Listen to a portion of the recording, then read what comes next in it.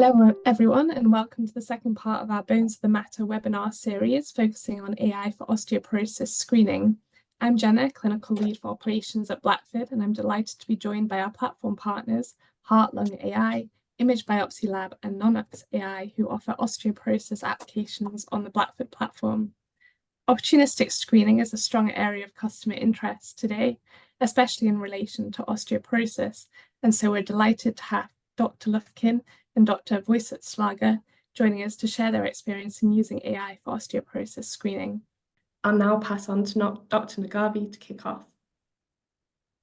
Thank you, Jenna. I'm Morteza Nagavi, founder of Heart Lung AI. We are a group of physicians, engineers, and experts in medical technology that is trying to bring early detection to the masses. And we hope that as we present today, you will realize that opportunistic early detection of osteoporosis is a low-hanging fruit that the society and medical community can take advantage of.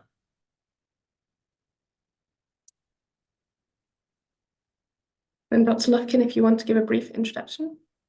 Sure. Thanks, Jenna. My name's Dr. Robert Lufkin. I'm a medical school professor. I'm also interested in the science of longevity and especially osteoporosis.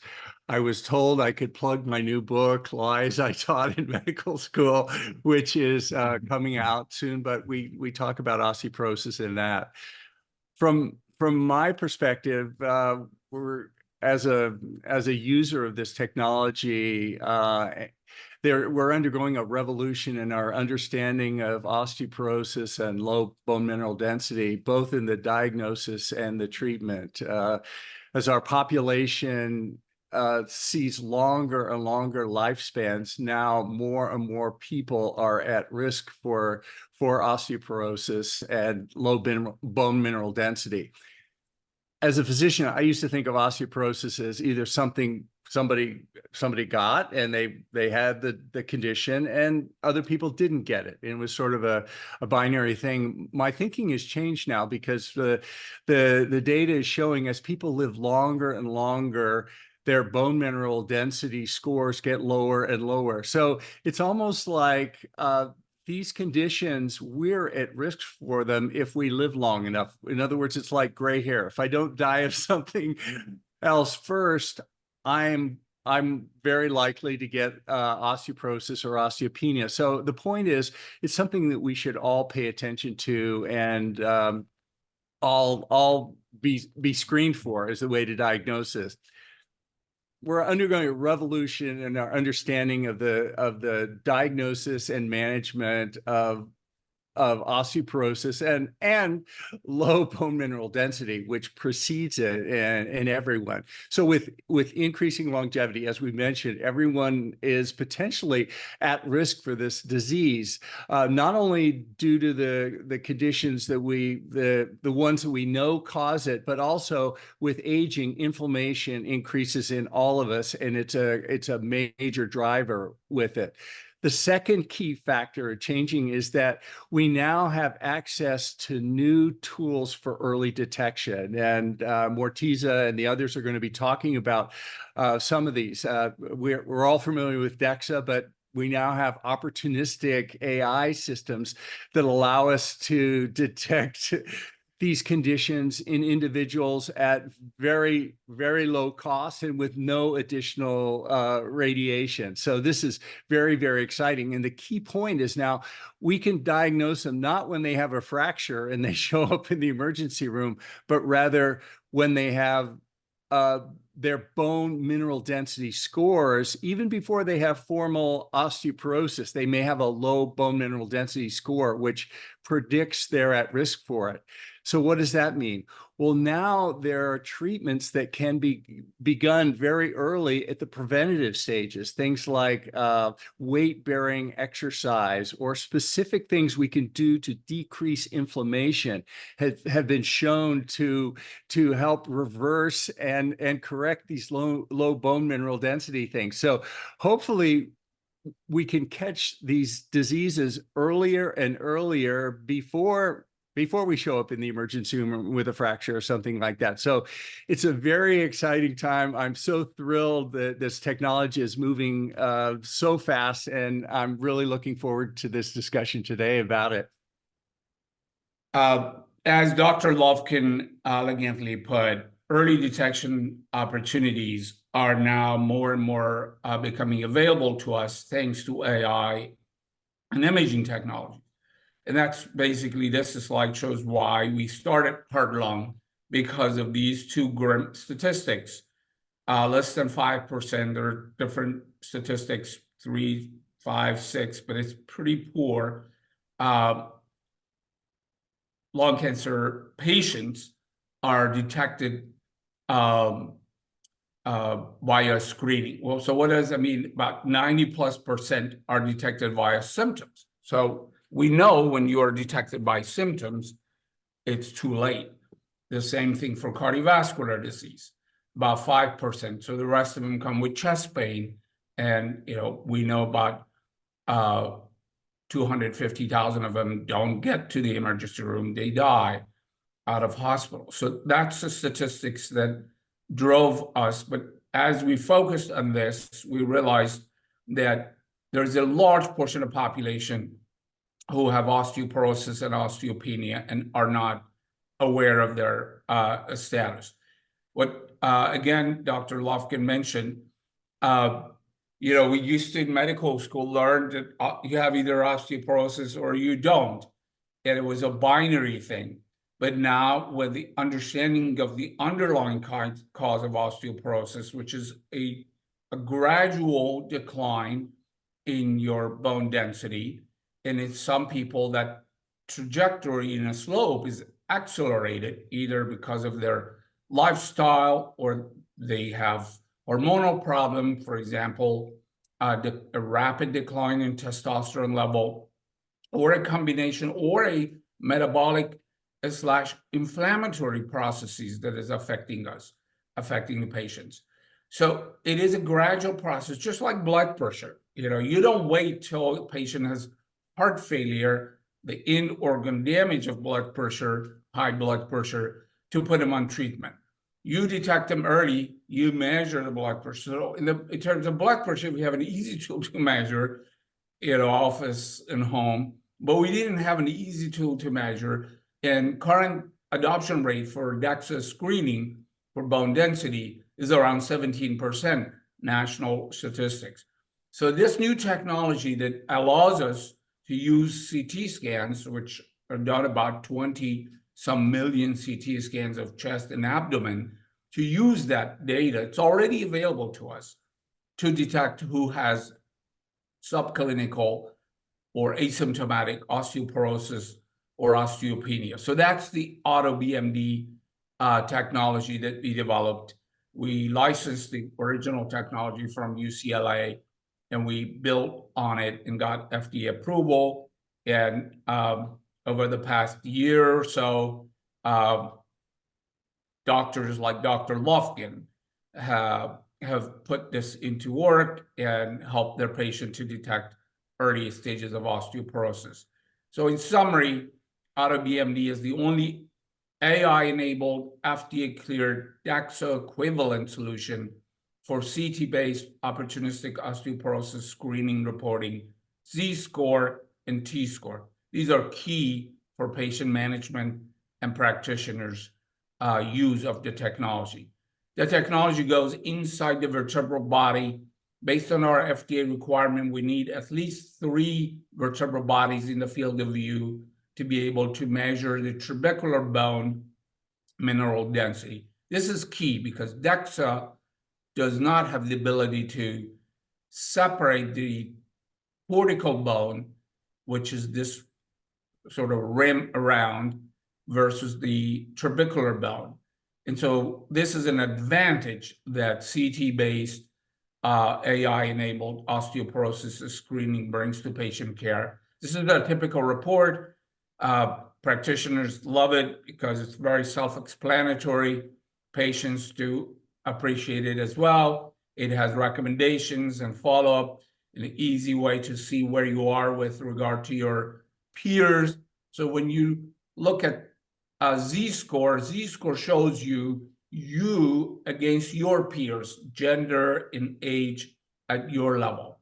Whereas T-score compares you to the ideal scenario. An ideal scenario in bone health is somewhat around age 30. So a person in your gender, male or female, at age 30's bone density will be your reference for calculating T-score, versus Z-score is you at yours. So we will have both of them shown in this report. In summary, we're dealing with a very, very significant problem. It's more significant in women than men.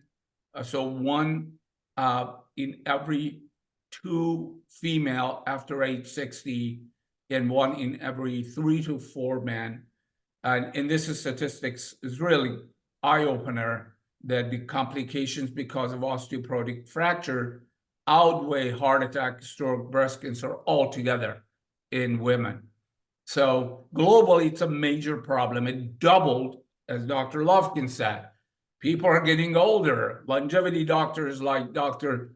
Lufkin are pushing the boundaries. People are thinking now, planning after their 90s, their 100. And that's where you have the osteoporosis problem become more and more pronounced. As I said, small portion of the population are currently getting screened. So using AI, using existing data where you don't pay for gathering data anymore. It's already collected. It's already in our packs. And running osteoporosis screening, opportunistic osteoporosis screening just makes perfect sense. We hope that this will be adopted. Our technology, as I said, it's a very easy technology to implement. It can be plugged into any packs. It can go all the way past few years and screen those people who got the scan before. It can go forward looking as well. So this is our FDA language. It's very, very black and white, that it can be used on existing and new CT scan, and it is an opportunistic AI-powered tool. So if you look around, you will not find any other FDA clearance that has this explicit endorsement of the technology for opportunistic AI-powered detection of osteoporosis. We have a bunch of publications on this, and I would like to emphasize one last thing, and that is the value for the hospital system. Hospital systems compete with different entities, and in this case, once you find somebody who has low bone density or osteoporosis, you will have them for the rest of their care. So they would need to go to your endocrine clinic for treatment.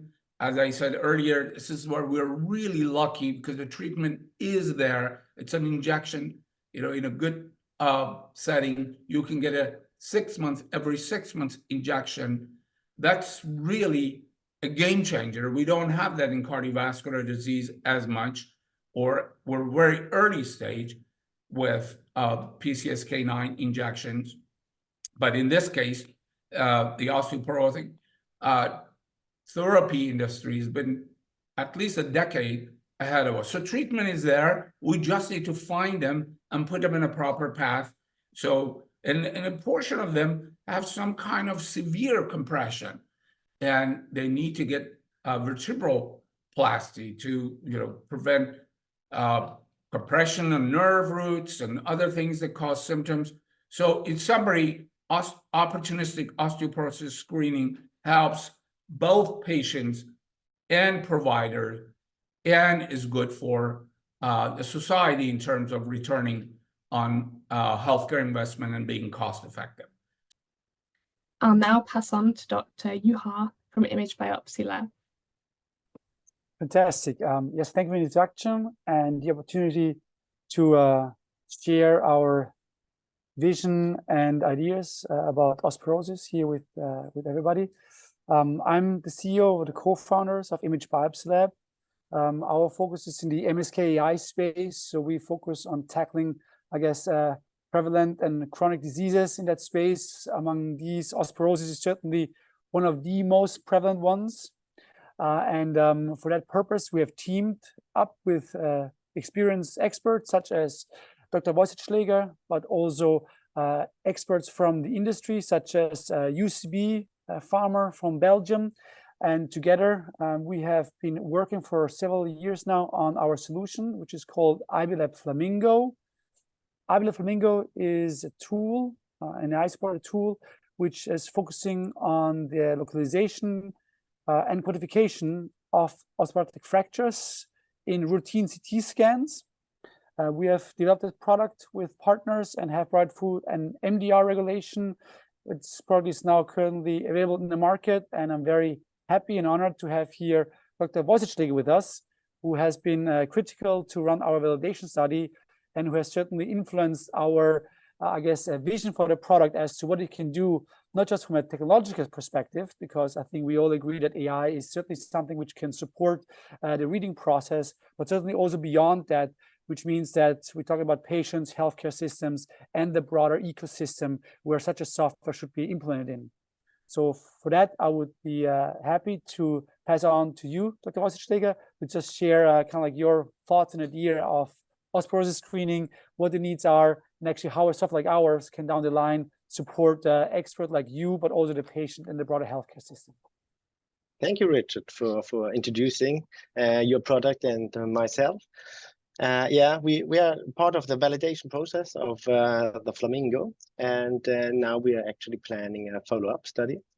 And today it's actually that only 1/3 of these patients with fractures are detected from the healthcare system, and one part is that we as a radiologist, we don't actually report them all the time, and also that the recipients of the referrals sometimes are not that familiar in how to handle osteoporotic fractures and how the proper workflow is in the following chain. So our intention is really to work together with AI companies in that case, and also all the steps in the healthcare process to detect these fractures and these patients with the fractures, and to get them the proper management and the proper treatment to avoid the refractures or the second fracture actually which they can occur in these patients.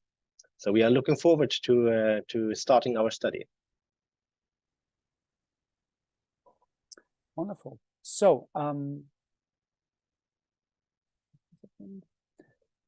as already shared in the previous opening, also by Dr. Wojciechleger, that vertebral fractures, asymptomatic vertebral fractures, are very often overlooked simply to the fact that radiologists, readers are, in routine CTs of the abdominal thorax, are actually looking at very likely under other indications than a vertebral fracture, and very often the axial view is the view which is kind of like the standard, considering the high load and high pressure in these reading environments. And the sagittal view is not always, the number one view kind of being used to assess CTs.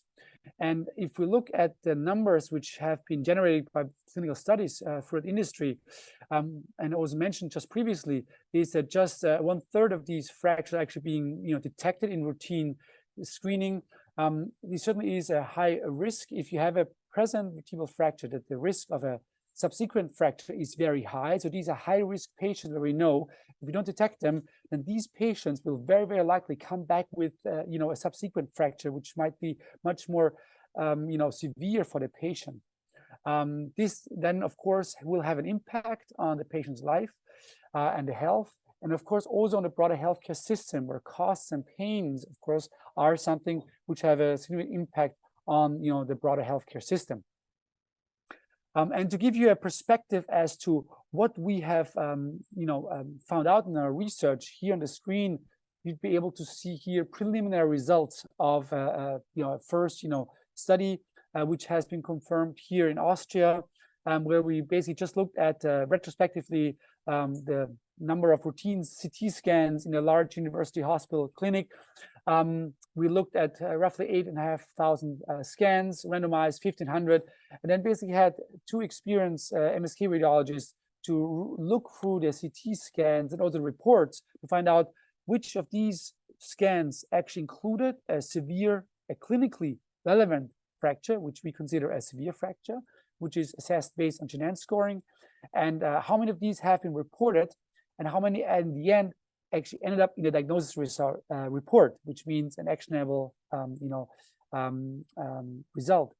And based on these preliminary results, you can see here that in 85% of cases, these clinically relevant fractures have not been included in the diagnosis report. So this just shows, as Dr. Wojcicki was saying previously, that there is a huge gap. These patients coming to the clinic one way or the other, we just don't look at them and really treat them as they should. And why is it important? Because we can do something. We can help these patients, and we don't need to go through expensive surgeries, all these things. There are medical, treatment options out there which are very effective. They're cost effective as well. And if you find the right patients, you give them the right medications, these patients will very likely not refracture. So for our use case here and for our solution, we have here looked at what do we need to extract out of the image to have a meaningful clinical impact.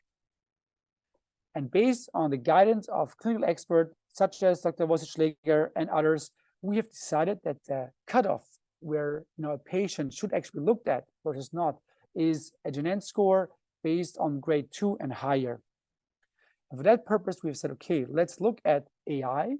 Can an AI software actually look at these patients, detect these outcomes, and provide a clinically relevant output, which actually provides a call to action to the medical expert? We've done that. We've built what we have called iBlab Flamingo. Our products all have cute little animal names.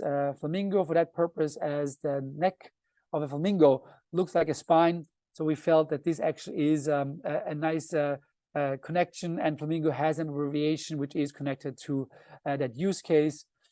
This software here on the screen is a medical grade product. It's certified by the TÜV Süd. It's MDR class 2 product. Was released early this year. In summary, it is taking routine CT scans of abdomen and thorax as an input. Basically, you just need to have some kind of spine information on the image.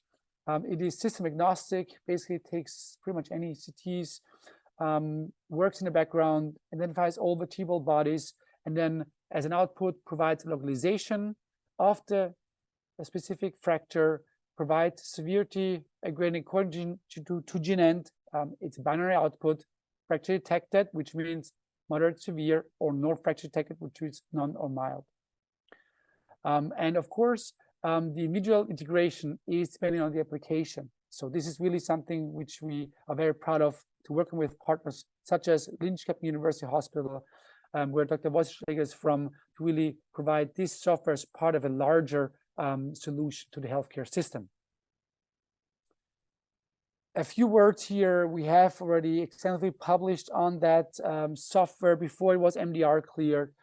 We have done studies up north in the Denmark region, Danish region, and these papers have been published in high impact journals such as JBMR, Osteoporosis International.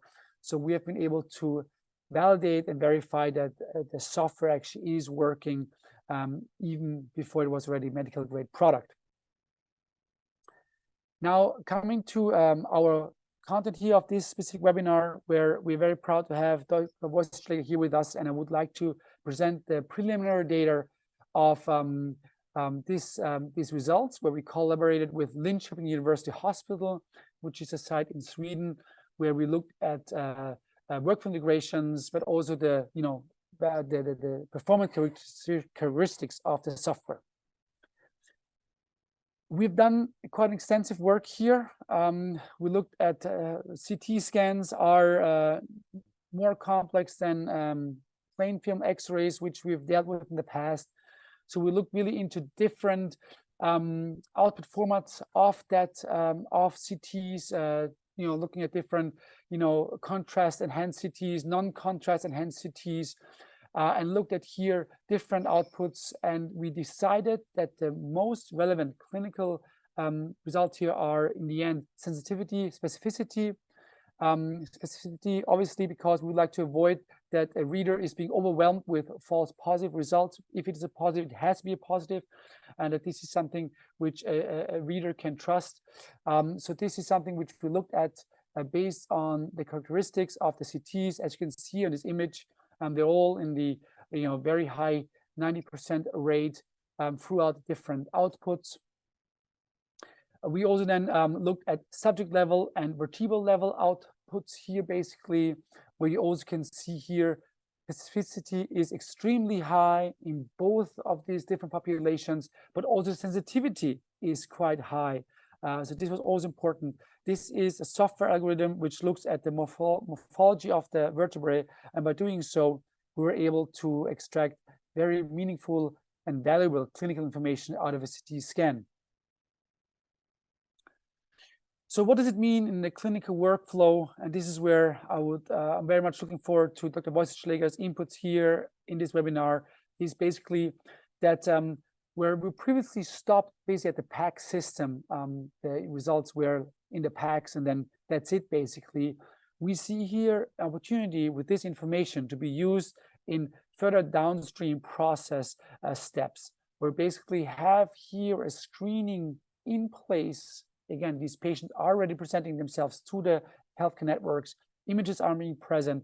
We take these images, we analyze them, we provide clinically relevant cutoffs to expert readers, to radiologists, but also to endocrinologists down the line, where they can use this information to really basically triage patients, say, look, these are patients where we look more carefully, where we eventually have a DEXA scan, eventually have some further endocrinologists look at that.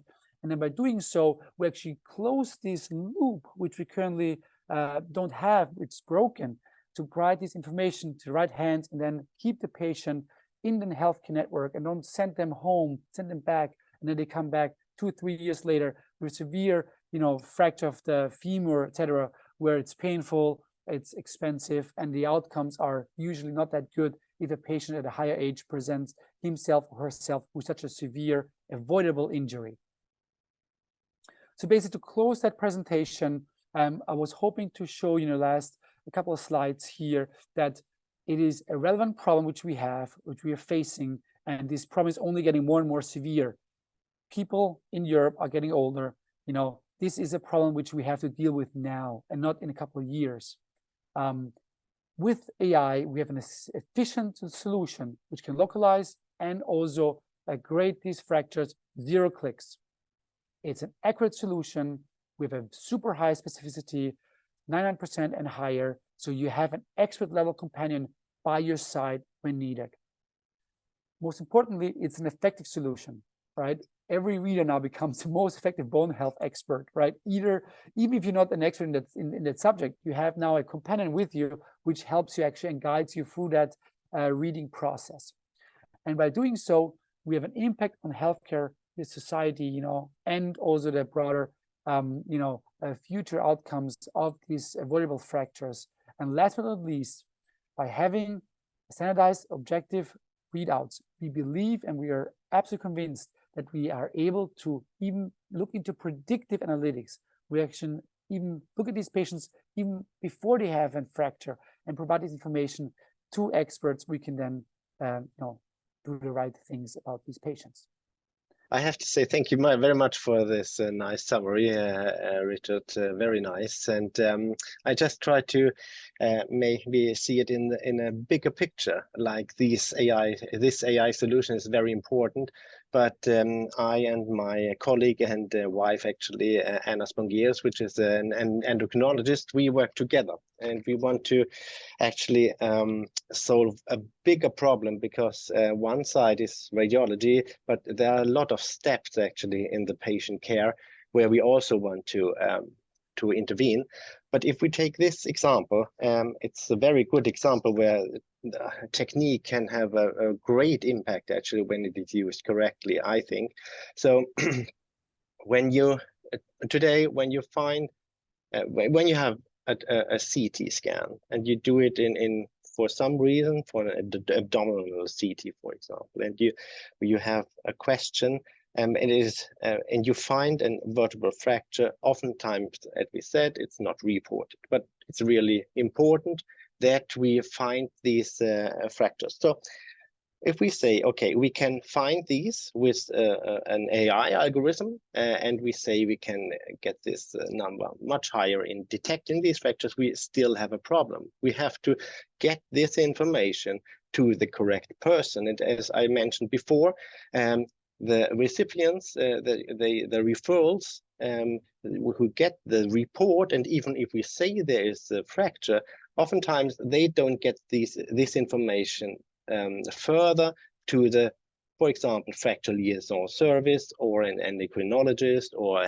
the primary healthcare system. So in our case, we actually want to use IBL and the result of that to get that directly to the fracture liaison service. And at the beginning, it will be a normal chain, which we will test. But our intention is then that we get this information directly in our hospital information system, where we already have a flag system. Actually, we made our own flag system in our hospital information system, where, for example, if you get the diagnosis of a hand fracture, you will get up a fracture next time you open the patient, and then you get questions about the status of the patient, like, okay, do you have some former fractures? Do you have some history in your family of fractures, and so on? And like a DEXA score, you can also put it in like a FRAX system.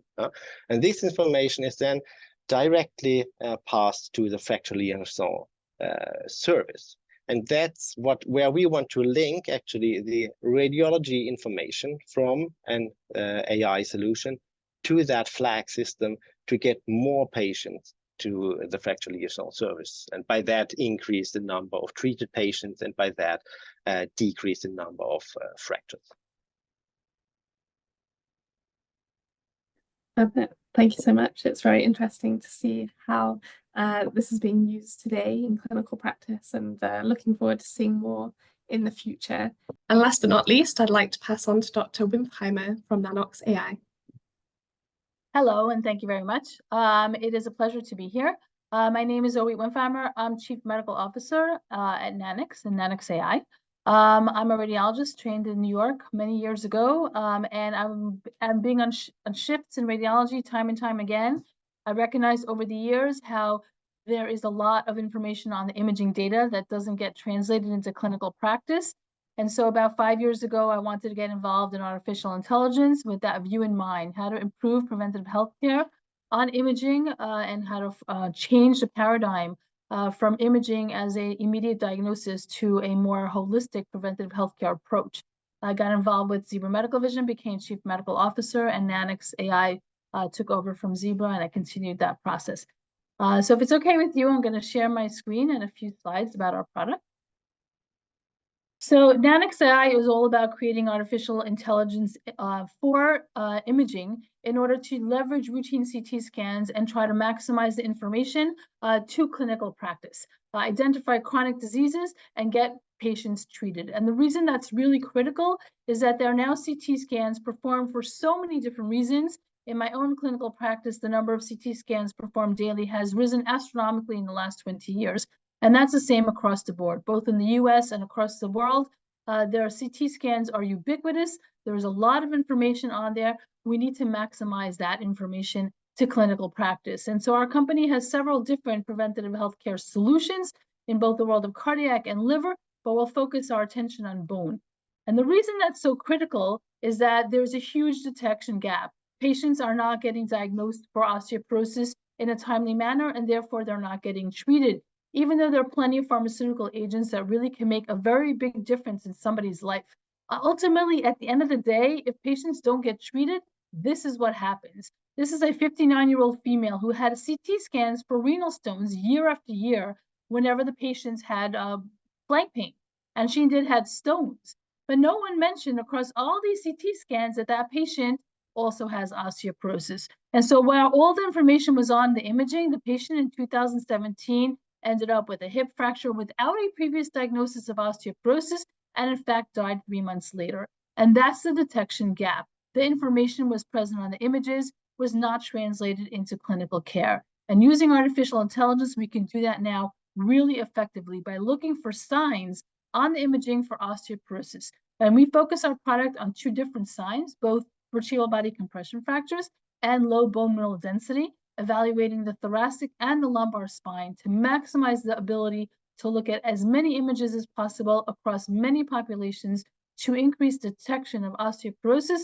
and that should translate into improved patient care for patients. And the reason we can do that is there are many published papers that already show the correlation between CT Hounsfield units and DEXA scans, which is the ultimate gold standard for identifying patients with low bone mineral density. We use that information to look for low bone mineral density using Hounsfield units on a CT scan. And we also focus our attention on vertebral body compression fractures because it's already known that those are signal fractures for patients with the highest likelihood of having a major osteoporotic fracture in their lifetime.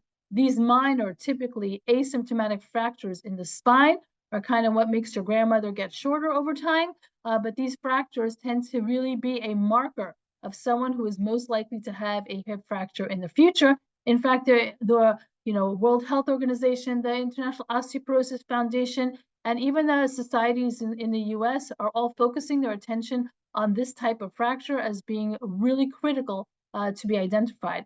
So what our product does is it takes all patients over 50 years of age, screens all CT scans performed for any reason at all, whether contrast or non-contrast in the chest or abdomen, and evaluates the spine from T1 through L4. It evaluates the vertebral body heights and marks patients who have vertebral body compression deformities of 25% and above, and it looks for the bone mineral density of T11 through L4, which is the most correlated with a DEXA finding. And all patients that have low bone mineral density, defined as under 100 Hounsfield units, are marked as patients concerning for osteoporosis. These results can be done in the radiology report with radiology validation or through a separate workflow with the fracture liaison services. And I will show you both because it's critical. Different hospitals, different centers, different countries work differently. And each country, each center has their way of improving population health, and our product adapts to all different types of workflows.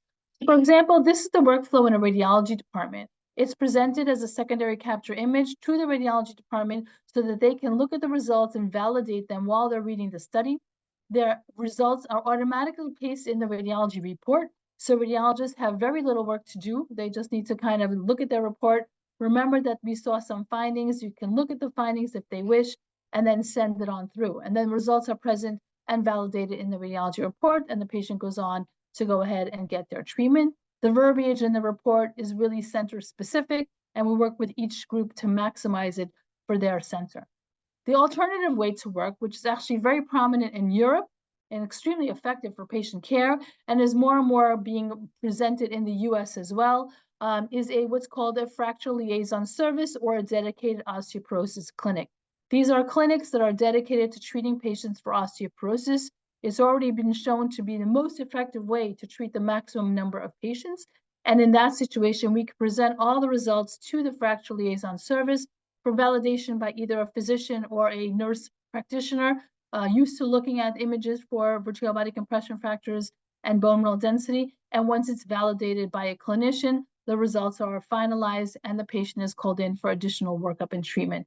And so both workflows are possible, making it the most versatile algorithm on the market to be able to really work with each group and finalize a workflow that works best for that individual group. Ultimately, our goals are to find the most number of patients and get them treated. And this is an example of what we have done in the UK. The UK is actually the most advanced for osteoporosis evaluation and treatment. We work with Oxford and Cambridge and other hospitals within the NHS system in an ADOPT study, a multi-center clinical trial that uses our product and shows the real benefit of identifying patients using artificial intelligence, a vast number of patients, whereas previously the numbers were much smaller. And this is just one slide in one hospital on 1 month example of what you can do using artificial intelligence to increase the volume of patients that you found. So this is Southampton Hospital in the UK.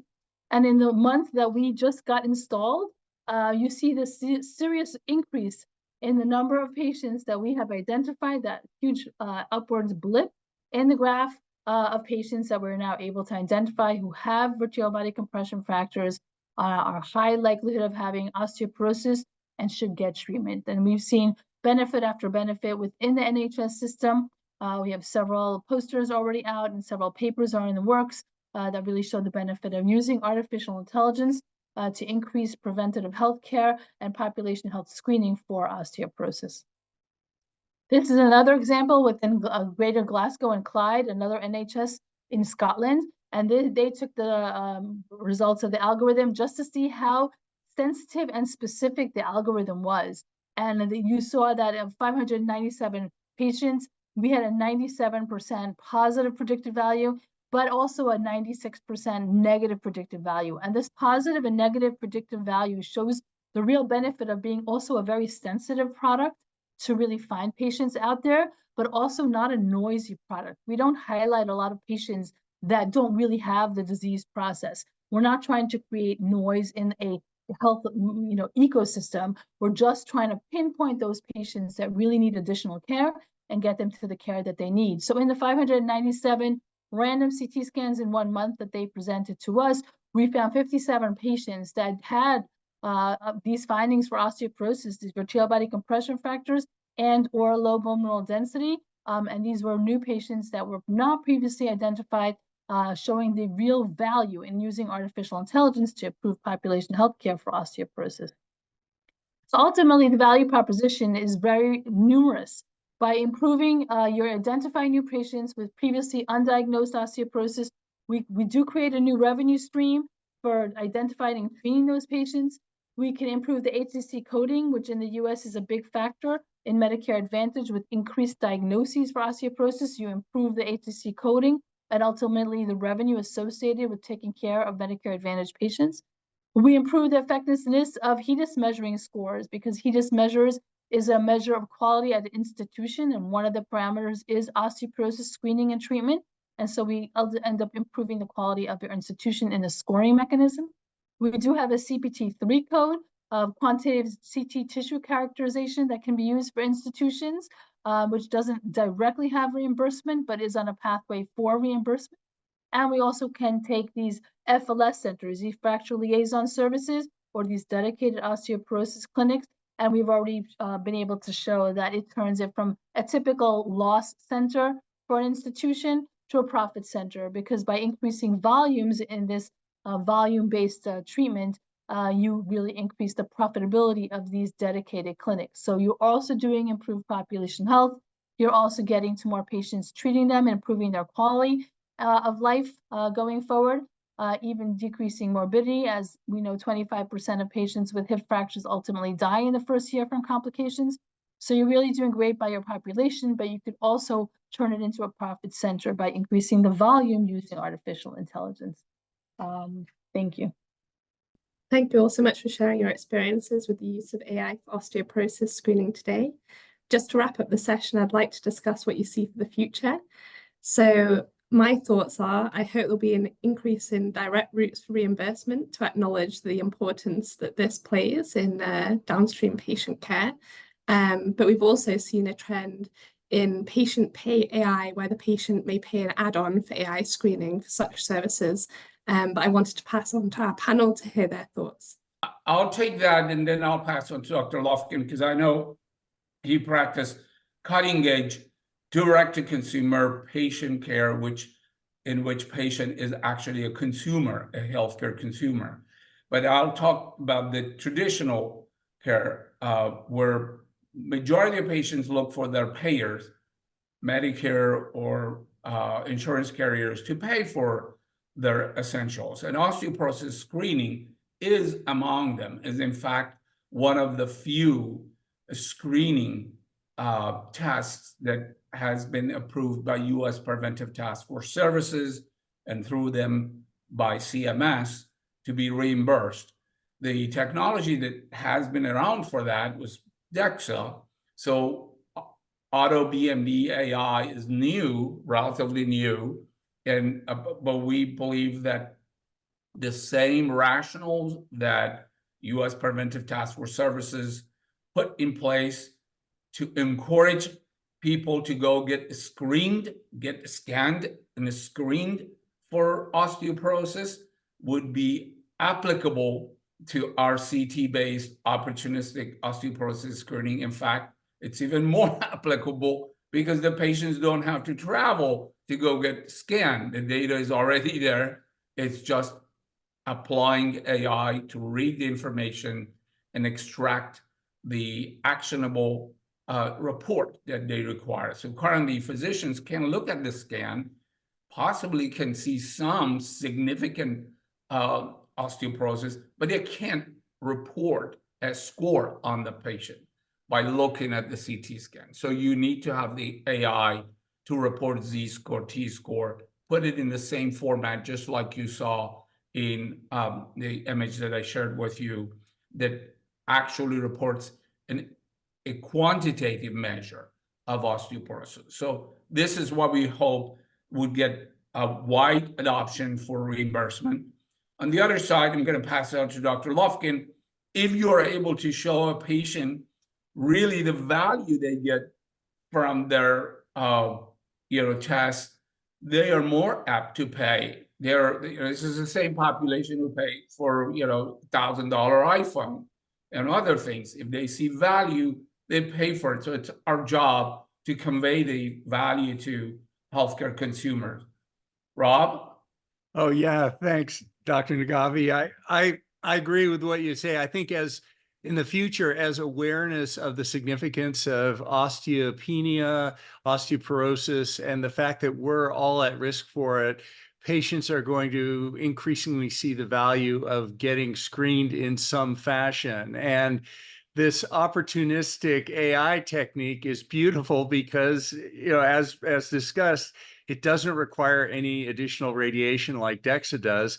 And if you think about it, it doesn't even require the patient to take time off from work and drive to a center to get scanned, which has a cost associated with it as well. In other words, it's beautiful because their CT data can be used. So I think that's really exciting, and I'm looking forward to this opportunistic technology here, as well as some other areas that Dr. Nagavi's developing as well. I can't wait to see.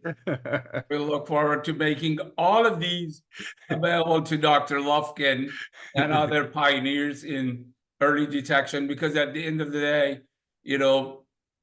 our goal is not just osteoporosis. Our goal is to make people live longer, happier, and without complications. So heart disease is still #1 killer.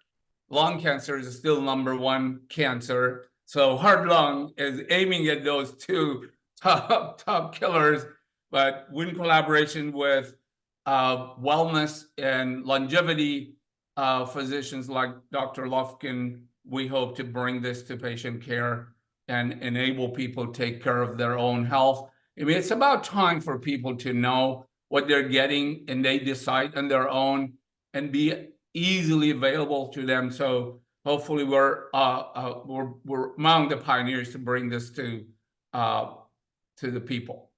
Thank you. It's very interesting what Jenna said. Actually, I didn't think about that, like the personal reimbursement system of like the patients we could pay for that, which is very interesting, I think. But as I mentioned to Image Biopsy Labs before, actually, is that, and I think you mentioned it a little bit, Richard, is like you can actually maybe predict future fractures. And that's also something we've been looking into, but not very deep. But I think with AI coming up and being possible to actually look at a big amount of data and also the microstructure maybe of the bones, because we get better and better machines. So I think you can actually, in analyzing former or older CT examinations, you may be able to predict a future fracture, not only from the BMD, which we have used a lot before, but maybe also like for example, the trabecular bone score, something like that, but maybe a little bit more advanced, where you really look at the microstructure of the bone. And actually, we have a project for that as well, because we have a photon counting CT, which will give maybe the possibility to get deeper into the microstructure. But so it's very interesting in the future. But yeah, that's something we are discussing a lot. Yeah. And I couldn't agree more with you. I think it is the beauty, I don't want to say the beauty, but the nice thing about, you know, at the use case with vertebral fractures in spine imaging is that there are so many CTs present, right? These patients come right to the hospitals with other indications. So we have this imaging data available. And right now, we don't make anything out of that. I think this is where we see here this immediate call to action. And if we go beyond just detection, but really into prediction, that's then when we can say, look, okay, you may have a mild fracture, but our, you know, imaging biomarkers indicate that you are at high risk, right? So please stay within the healthcare network, right? And meet with an endocrinologist and get the right treatment so that we actually avoid even the fracture from before happening. And I think this is possible, this is doable, and I think this is where the future is going to. Currently, we are mostly in screening diagnostics, but into treatment and prediction. This is where we need to go. This is where I see us trending. And with partners such as Linköping University Hospital, this makes fun, and this is just all about certain to really make that happen. So I'm really looking forward to the next steps. We're really just scratching the surface. Absolutely. We actually have a program that works with imaging centers to provide several of our algorithm as direct pay from patients. And we have seen patients initiating direct payment because their reimbursement system, especially in the US, is kind of slow to take hold and is actually behind. And patients are actually more educated and want to get on the bandwidth for AI. And we've seen success in mammography in that direction. And now we're starting to see some success also in coronary artery calcium scoring in cardiovascular disease, but also now in osteoporosis risk as well. If a patient hears they need to get a DEXA scan and they just are having a CT scan for something else, it's just much easier to pay a little bit of extra and get your screening test on the same CT scan you're getting for something else, rather than take your time and effort, money, radiation to go get another test. And so I think the patients are actually more educated than the reimbursement system that is just lagging behind, and they'll ultimately be the forefront of change, which I'm sure eventually all the reimbursement will follow along. It just takes a little time. Perfect. Well, we'll see whether our predictions come correct in the future. Thank you very much. I want to thank the panel for their time. And everyone for listening. If you wanted to learn more about this topic, then please review our Bones of the Matter article, which is available on our website. Thank you very much, everyone, for your time.